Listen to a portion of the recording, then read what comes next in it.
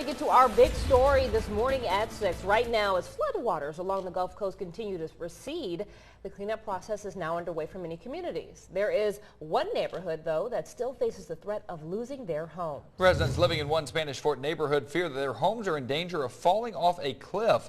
Local 15's Stephen Quinn is live from that neighborhood. And Stephen, this week's torrential downpour only made this already dangerous problem even worse.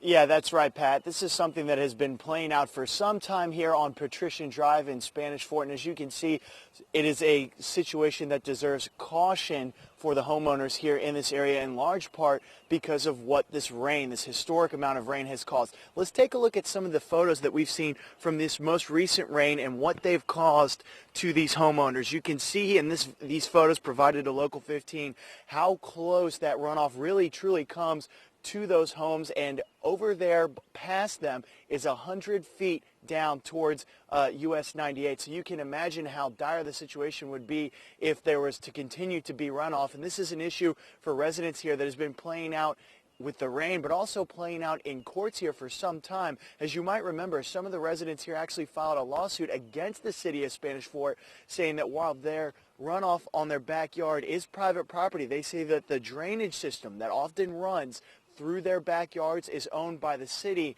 and is the main culprit for that runoff, and that they are responsible. Now, Baldwin County Court awarded $500,000 to the individuals involved in that lawsuit. Now, the city is trying to fight that, saying that this area actually belongs to the jurisdiction of Baldwin County and that they do not need to be paying out those payments to those individuals. Nevertheless, they do have an $800,000, more than $800,000 emergency contract that they're having to give out to repair the runoff that is already causing place there. So obviously a very messy situation and a very dangerous one for some of these homeowners here, only made worse by that historic flooding. Pat and Kelly?